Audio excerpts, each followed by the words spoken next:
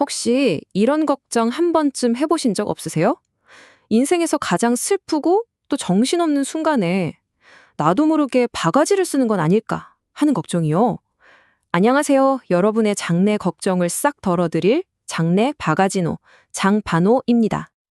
정말 그렇죠. 슬픔을 추스르기도 전에 장례식을 치러야 하는데 이 과정에서 혹시 내가 뭘 잘못 선택해서 돈을 더 내는 건 아닐까? 서비스는 제대로 받을 수 있을까? 이런 불안감 다들 한 번쯤 느껴보셨을 거예요. 바로 그 불안의 핵심, 상조 서비스에 대해서 오늘 제가 속 시원하게 다 알려드릴게요. 상조 서비스, 말만 들어도 뭔가 복잡하고 어렵게 느껴지시죠? 근데 사실 딱 두 가지만 알면 돼요. 바로 선불제랑 후불제입니다. 오늘 이 두 가지가 뭐가 다른지, 장점은 뭐고 단점은 뭔지, 그래서 뭘 골라야 손해 안 보는지 제가 아주 확실하게 짚어드리겠습니다. 자, 그럼 본격적으로 한번 들어가 볼까요? 우리가 장례를 준비할 때 딱 두 가지 선택지가 있다고 생각하시면 돼요. 하나는 미리미리 돈을 내놓는 거, 또 하나는 일이 다 끝나고 나서 한 번에 계산하는 거. 바로 이 차이에서부터 모든 이야기가 시작됩니다. 아주 간단해요. 선불제는 뭐랄까, 미래를 위한 적금 같은 거죠. 매달 꼬박꼬박 돈을 내는 방식. 반면에 후불제는 일단 장례식 다 치르고 자, 저희가 이만큼 서비스해드렸으니 얼마입니다 하고 나중에 계산하는 방식이에요. 어때요? 되게 간단하고 명확해 보이죠? 그런데 말이죠. 이 단순한 차이 안에 우리가 생각지도 못한 함정들이 숨어 있다는 사실 알고 계셨나요? 자, 그럼 먼저 많은 분들이 이미 가입해 계시거나 또 고민하고 계실 선불제 상조부터 한번 제대로 뜯어보겠습니다. 이게 취지는 참 좋아요. 매달 조금씩 내면서 큰일을 미리 대비한다. 근데 이 좋은 취지 뒤에 우리가 꼭 알아야 할 어두운 면도 있다는 거. 선불제 상조 말 그대로예요. 매달 3만 원, 5만 원 이렇게 마치 할부금 내듯이 돈을 미리 내는 거죠. 미래에 있을 장례식을 대비해서요. 갑자기 큰돈 나갈 걱정을 덜 수 있으니까 사실 많은 분들이 이걸 선택하시거든요. 근데 과연 이게 안전하기만 할까요? 자, 지금부터 진짜 중요합니다. 정신 바짝 차리셔야 돼요. 우리가 매달 꼬박꼬박 낸 돈 안전할까요? 만약에 내가 돈을 내던 그 회사가 어느 날 갑자기 없어진다면요. 또 우리가 낸 돈이 오롯이 나중에 받을 장례 서비스를 위해서만 쓰일까요? 아니에요. 그 화려한 TV 광고, 사은품으로 주는 가전제품, 그거 다 어디서 나오는 돈이겠어요? 바로 우리 주머니에서 나가는 거죠. 더 최악은 뭔지 아세요? 정작 장례식이 닥쳤을 때 장례 지도사 한 명이 막 두세 군데 장례식을 동시에 뛰어다니는 거예요. 그럼 우리 가족한테 제대로 신경 써줄 수 있을까요? 절대 못하죠. 이 숫자 50%. 이건 진짜 머릿속에 꼭 박아두셔야 합니다. 50%요. 만약에 상조회사가 망했다? 그럼 공제조합에서 내가 낸 돈의 딱 절반, 50%만 돌려받을 수 있어요. 내 돈 100만 원 냈으면 50만 원만 돌려받는 거예요. 내 돈인데도 100% 보장이 안 된다는 거. 이게 선불제의 가장 큰 위험 중 하나입니다. 근데 이게 끝이 아니에요. 분명 계약할 땐 다 포함이라고 했는데 막상 현장에 가니까 이것도 추가, 저것도 추가, 계속 돈을 더 내라고 하는 경우가 허다합니다. 그리고 제일 기가 막힌 거, 가입만 하시면 이 비싼 가전제품이 공짜, 이런 거 있잖아요. 와, 솔깃하죠. 근데 알고 보니까 그게 공짜가 아니라 별도의 할부 계약인 거예요. 장례 준비하려다가 가전제품 할부금만 몇 년을 내게 되는 거죠. 진짜 배보다 배꼽이 더 커지는 상황. 이거 정말 조심하셔야 합니다. 자, 선불제 상조의 또 다른 함정.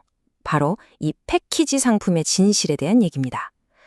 만약에 말이죠. 우리가 따로 준비한 장례용품이 있으면 어떻게 될까요? 이 문구, 이게 핵심이에요. 사용 안 한 용품은 돈으로 안 돌려줍니다. 자, 예를 들어 볼게요. 우리 부모님이 정성껏 수의를 미리 준비해 두셨어요. 근데 상조 패키지에도 수의가 포함되어 있잖아요. 그럼 우리가 준비한 걸 쓰면 패키지에 있던 수의값은 어떻게 될까요? 돌려받을 수 있을까요? 아니요. 그냥 그 돈은 허공으로 날아가는 겁니다. 다른 걸로 바꿔주지도 않아요. 정말 불합리하죠. 자, 그럼 선불제는 이쯤 하고 이제 후불제 상조로 넘어가 볼게요. 그럼 서비스를 먼저 받고 돈은 나중에 내는 후불제가 답이겠네? 라고 생각하실 수 있어요. 훨씬 합리적으로 보이잖아요. 근데요, 과연 그럴까요? 후불제라고 해서 마냥 안심할 수 있는 건 절대 아닙니다. 여기에도 교묘한 함정들이 숨어 있거든요. 후불제의 개념은 아주 깔끔하죠. 미리 내는 돈 하나도 없어요. 가입비도 없고 매달 내는 돈도 없어요. 딱 장래 치를 일이 생겼을 때 전화해서 서비스 받고 모든 게 다 끝나고 나서 자 얼마입니다 하고 계산하는 거예요. 당장 돈 나갈 일이 없으니까 부담도 없고 왠지 서비스가 마음에 안 들면 돈 안 줘도 될 것 같고 그래서 더 믿음이 가기도 하죠.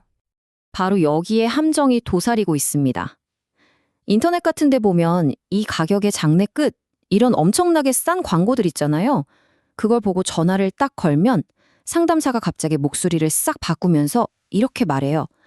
아, 고객님, 그 상품으로는 고인을 제대로 모시기가 좀... 그러면서 결국엔 훨씬 비싼 상품으로 유도하는 거죠. 이걸 바로 미끼 상품이라고 해요. 정신 차리고 보면 내가 처음 봤던 가격의 2배, 3배를 결제하고 있는 자신을 발견하게 될 겁니다. 그러니까 가격이 말도 안 되게 싸다? 그럼 무조건 의심부터 하셔야 합니다.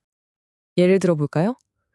150만 원 패키지 이 광고를 보고 연락을 했어요. 근데 막상 상담을 받아보면 어때요?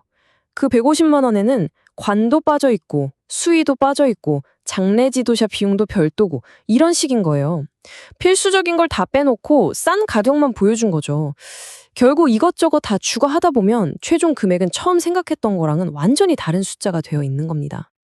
자, 선불제의 문제점, 후불제의 함정 다 들어보니까 머리가 더 복잡해지셨죠? 아니 그럼 도대체 어쩌라는 거야? 싶으실 거예요. 이제부터가 진짜 핵심입니다. 선불제든 후불제든 상관없이 제대로 된 정직한 상조회사를 고르는 비법 제가 딱 정리해 드릴게요. 이 4가지만 기억하시면 절대 바가지 쓸 일 없습니다. 첫째, 무조건 전화해서 꼬치꼬치 물어보세요. 상품에 뭐가 들어가는지 아주 구체적으로요. 둘째, 포함되지 않는 항목이 뭔지 반드시 확인하셔야 합니다. 이게 바로 추가 비용의 원인이거든요.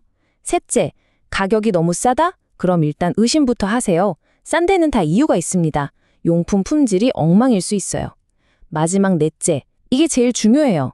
혹시 저희가 준비한 용품을 쓰면 패키지에 있는 건 어떻게 해주시나요?